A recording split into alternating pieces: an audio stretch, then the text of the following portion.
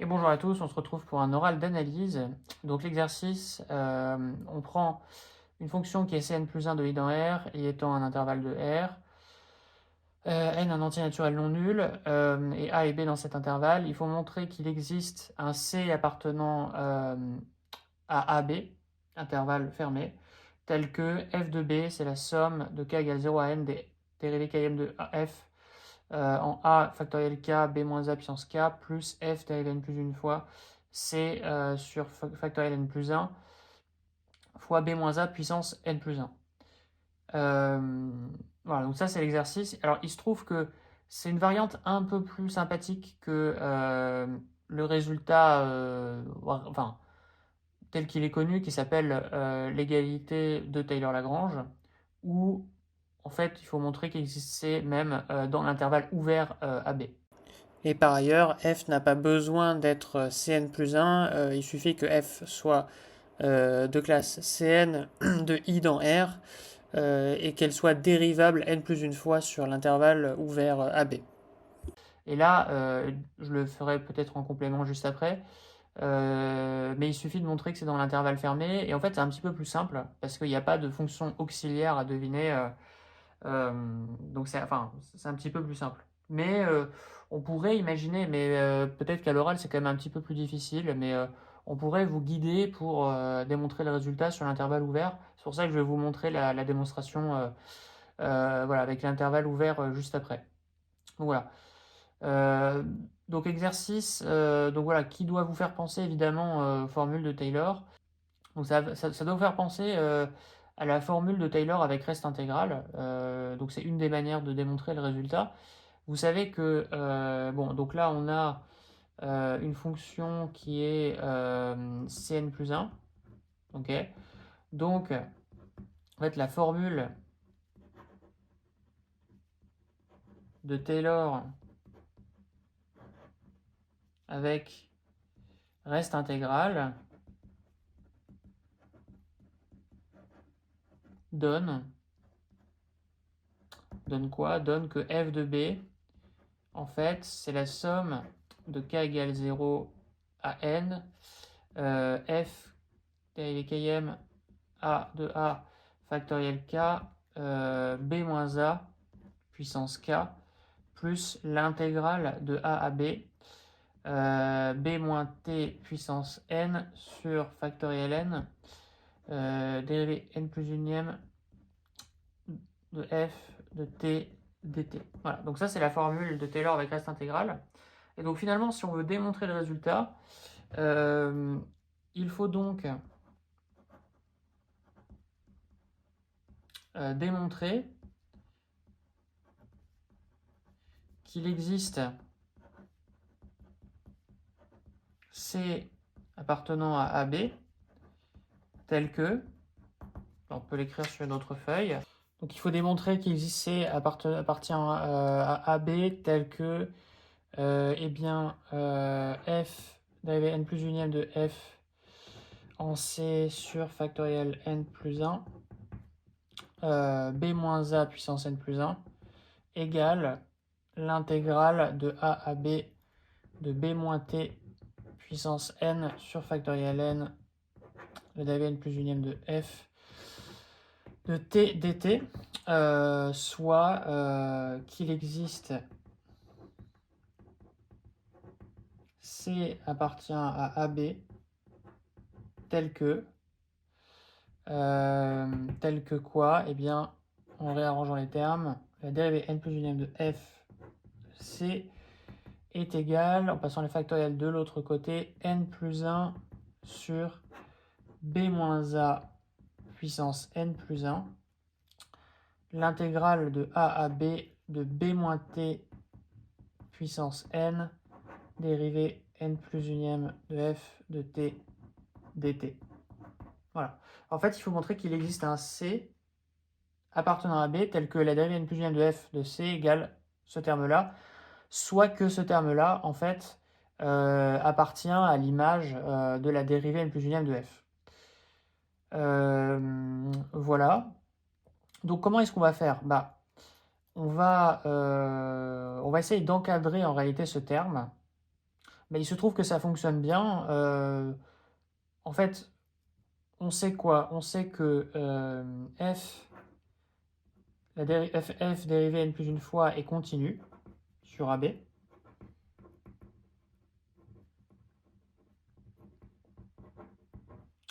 Donc, f, la dérivée n plus une de f est bornée et atteint ses bornes.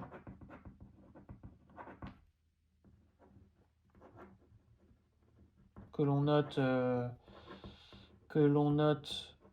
petit m et grand M. Voilà, min et max réel. Et ce qu'on va faire, c'est qu'on va encadrer cette intégrale et voir si on arrive à retomber finalement sur l'image de la dérivée n plus n de f. Est-ce que ce terme-là est compris entre petit m et grand M? Et si c'est vrai, par le théorème des valeurs intermédiaires, on pourra conclure qu'il existe un C tel que dérivée n plus n de f en C est égal à ce terme-là, en fait. Et en fait, ça va fonctionner. Donc il y a juste un petit détail à avoir en tête, c'est que donc là on a que la fn plus 1 de x sur AB, il est compris entre petit m et grand M. Mais ce qui nous embête un peu, et là c'est un petit piège quand même, donc il faut faire attention, c'est que on ne sait pas forcément en fait dans Taylor avec reste intégral si A est supérieur à B ou pas. Et enfin la formule est variable quel que soit l'ordre entre A et B. Et d'ailleurs, dans l'énoncé, là, si vous regardez, on ne vous dit pas A strictement inférieur à B ou A strictement supérieur à B. On ne vous le dit pas, en fait. Donc, comme on ne vous le dit pas, et que là, on a une intégrale dont le signe, du coup, n'est pas connu, et si le signe n'est pas connu, ensuite, la positivité, si ça, c'est négatif, par exemple, le signe va dépendre de n, donc ça risque d'être un petit peu compliqué. Donc en fait, on va faire un changement de variable pour se ramener à forcément un terme qui va être positif. Donc ce qu'on va faire, c'est qu'on va, on va poser, donc on va dire que ça c'est l'intégrale i. Et on va, posons en fait u tel que t égale a plus u facteur de b moins a. Donc u appartenant à 0,1 du coup. On a dt est égal b moins a du. Et on a que du coup b moins t, eh bien c'est b moins a moins u facteur de b moins a. Donc c'est en fait b moins a facteur de 1 moins u. Donc en fait,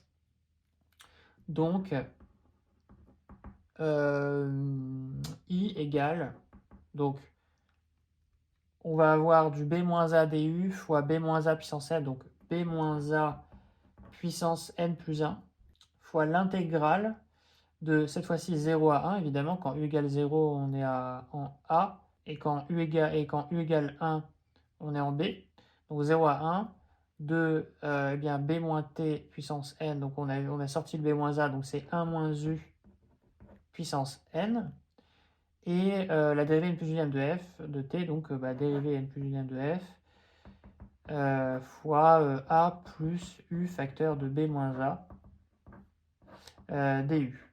Et ça, l'avantage, c'est que c'est supérieur ou égal à 0 entre 0 et 1.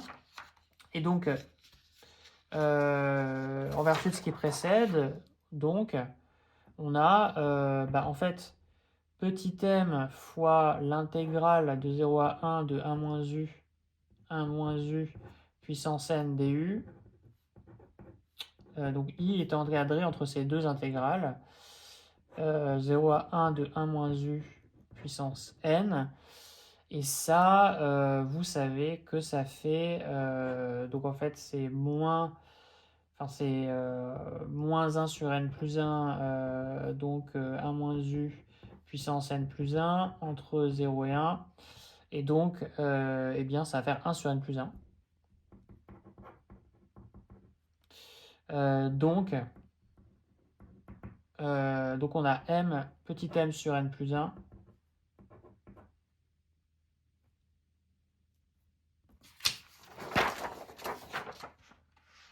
Et pardon, j'ai oublié le b-a puissance n plus 1, qui est important évidemment. B-a puissance n plus 1 fois b-a puissance n plus 1. M b-a puissance n plus 1 inférieur égal à I est inférieur ou égal à grand M b-a puissance n plus 1 sur n plus 1. Et donc, finalement, tout à l'heure, ce qui nous intéresse, c'est I fois ce terme-là. Donc, on va l'écrire en entier. Hein. Donc, on va l'écrire en entier. Donc, c'est n plus 1 b-a puissance n plus 1. Voilà, donc en fait, vous allez voir que les termes vont s'annuler, fois l'intégrale de AB de b-t puissance n f n plus 1 de t dt, qui est donc compris entre grand M et M. Donc ça veut dire quoi? Et donc ça, on rappelle que c'est le minimum de f sur AB qui est continu, de la dérivée n plus unième de f sur AB, et ça c'est son maximum. Et bien d'après voilà, f est continu sur AB, et donc d'après le théorème des valeurs intermédiaires,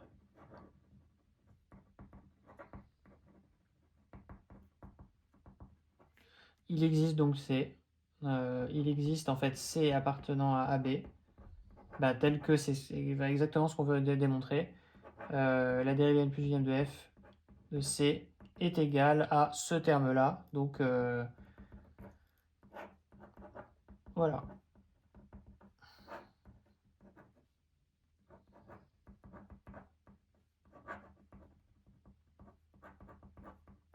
Voilà, donc c'est exactement ce qu'on voulait démontrer. Donc on conclut avec le théorème des valeurs intermédiaires. Voilà. Donc voilà, petit exercice d'analyse, mais enfin, il faut connaître la formule de Taylor avec reste intégrale, je le redis. Et une fois qu'on a ça, il faut démontrer que ce terme-là est dans l'image de f. Et pour montrer que ce terme-là est dans l'image de f, on s'appuie sur le fait que f est continu. Et il y a quand même un petit détail quand même, parce que il faut faire attention au signe de ce terme-là. On n'a pas forcément A strictement inférieur à B. Donc là, pour manipuler ce terme-là et avoir un signe qui convient, il faut faire un changement de variable entre 0 et 1. Hein, dans cette démonstration-là, c'est quand même un petit peu le piège. Une fois qu'on a ça, après, c'est un encadrement d'intégrale qui n'a aucune difficulté. Et on conclut avec le théorème des valeurs intermédiaires. Donc ouais, c'est pas très compliqué en fait. Avec la formule de Taylor avec reste intégrale, dont il faut se souvenir évidemment si... Enfin là, je l'ai déjà dit dans ma vidéo de conseil, qui est assez longue d'ailleurs, mais j'explique qu'à l'oral, c'est impératif d'être absolument incollable sur son cours. Voilà, imparable sur son cours. Il faut vraiment le connaître par cœur, parce que typiquement, si vous ne savez pas la formule de Taylor avec reste intégrale, alors que c'est au programme, et j'ai vérifié, hein, dans le programme de 2021, c'est encore au programme, mais si vous collez dessus, vous avez moins de la moyenne. Hein. Enfin, typiquement, alors ça dépend des concours, hein, mais vraiment, je sais pas, hein, mais vraiment, j'insiste là-dessus, il faut vraiment très bien connaître votre cours. Alors, il y a peut-être des oraux qui sont moins intransigeants que d'autres sur la connaissance du cours, mais les oraux les plus difficiles des concours de prépa scientifique, vous pouvez être sûr que vous allez avoir une très mauvaise note si vous ne connaissez pas votre cours. Donc, comme j'ai dit, un petit complément. En fait, on peut démontrer qu'on a en fait un résultat sur l'intervalle ouvert. Donc ça, c'est un petit bonus. Montrons le résultat avec l'existence de C dans l'intervalle ouvert. Je ne sais pas si je vais le faire complètement, mais je vais au moins vous donner la piste, et peut-être que je le ferai complètement, on va voir. En fait, dès que vous voyez ce truc-là, c'est appartenant à intervalle ouvert de AB. Bon, il y a quand même des chances qu'il va falloir utiliser quelque chose comme le théorème de Rolle ou le théorème des accroissements finis. Voilà, c'est un petit peu, enfin, dès qu'on vous demande de montrer l'existence d'un C appartenant à intervalle ouvert AB, bon. Donc, ça, vous pouvez vous en douter. Donc, si vous vous souvenez, on démontre par exemple le théorème des accroissements finis à partir du théorème de Rolle en posant une fonction auxiliaire. Et en fait, ici, c'est ce qu'on va faire. Enfin, on va montrer le résultat avec une fonction auxiliaire. Et la fonction auxiliaire, bon, ça va être, c'est là où il faut peut-être un petit peu bien poser les choses. Phi qui a x associe f de b moins plus ou moins ce qu'on cherche à démontrer, k égale 0 à n, dérivée km de f1x sur factoriel k, b moins x puissance k. Donc là, on s'assure qu'en b, ce terme-là va valoir f de b, moins une constante a, qu'on va préciser juste après, b moins x puissance n plus 1, sur factoriel n plus 1. Tel que, alors pardon, avec a, tel que phi de a égale 0. Pourquoi? Parce qu'en fait, phi de a égale 0, c'est exactement ce qu'on veut montrer. En fait, c'est comme si on remplaçait dérivée n plus 1m de f de c par a. Et on suppose qu'un tel, on suppose qu'un tel nombre existe. D'ailleurs, ce a existe, puisque finalement, c'est juste une équation du premier degré. Ça égale 0, donc ça se résout bien. Donc on prend a tel que phi de a égale 0. On a par ailleurs phi de b égale, regardez ce qui se passe. Donc tous les termes pour k supérieur ou égal à 1 sont nuls. Et pour k égale 0, on a f de b. Donc f de b moins f de b, ça fait 0. Et pour x égale b, ça fait 0 ici, donc égale 0. Donc, phi de a égale phi de b égale 0. Alors, en fait, d'ailleurs, les hypothèses à prendre ici, c'est il suffit d'avoir une fonction qui est Cn et dérivable sur l'intervalle ouvert AB. Mais donc voilà, donc c'est ça les hypothèses, et donc qui sont plus souples que celles qu'on a vues tout à l'heure, qui sont celles de l'hypothèse du théorème de Rolle en fait. Donc phi est dérivable sur l'intervalle ouvert AB et continue sur l'intervalle fermé AB, donc théorème de Rolle.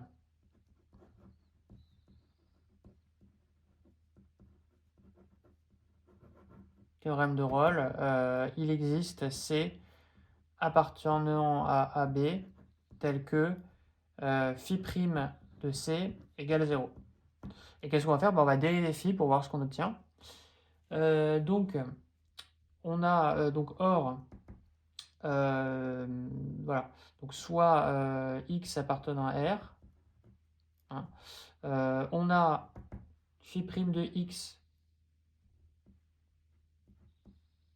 égale moins somme donc de k égale 0 à n. Donc on va prendre ce terme-là, on va dériver f km, donc f dérivé k plus unième de x sur factoriel k b moins x puissance k.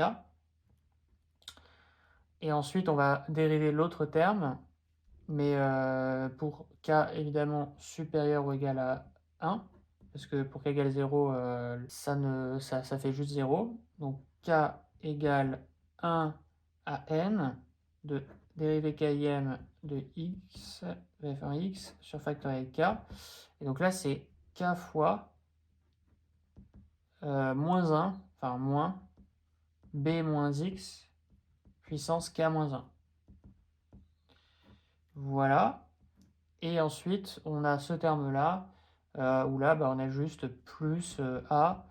On enlève le n plus 1 et on le factorise, enfin on l'enlève au dénominateur, donc plus a b moins x puissance n sur factoriel n. Ok. Donc, ce qui se passe sur ces termes, les deux premiers termes, on a moins somme de k égale 0 à n.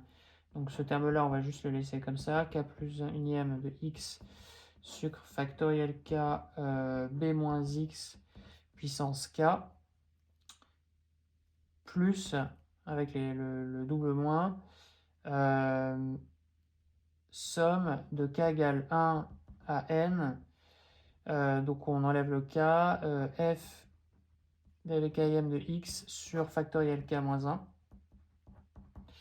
1, b moins x puissance k moins 1, plus a facteur de b moins x puissance n sur factoriel n.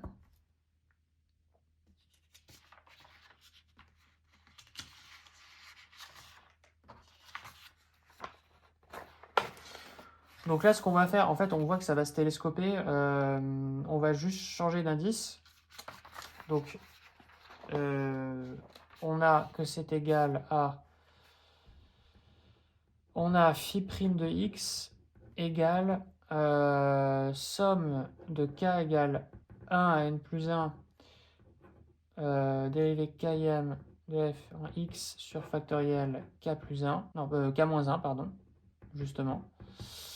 B moins x puissance k moins 1 plus, avec un moins devant, pardon, plus la somme de k égale 1 à n dérivé km de f en x sur factoriel k moins 1 b moins x puissance k moins 1 plus a fois b moins x puissance n sur factoriel n. Et là, vous voyez que tous les termes vont s'annuler, sauf le dernier.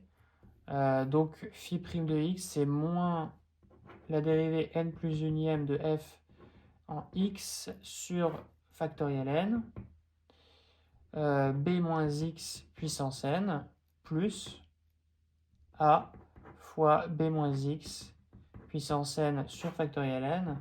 Et donc, c'est égal à tout simplement b moins x puissance n sur factoriel n, a moins f de n plus unième de x, pardon, moins juste ça. Voilà.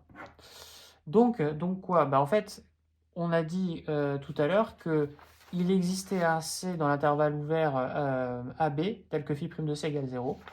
En fait, ça revient à dire qu'il existe un C appartenant à AB, vu ce qu'on a calculé, tel que fn plus, la dérivée fn plus unième de f en C égale A.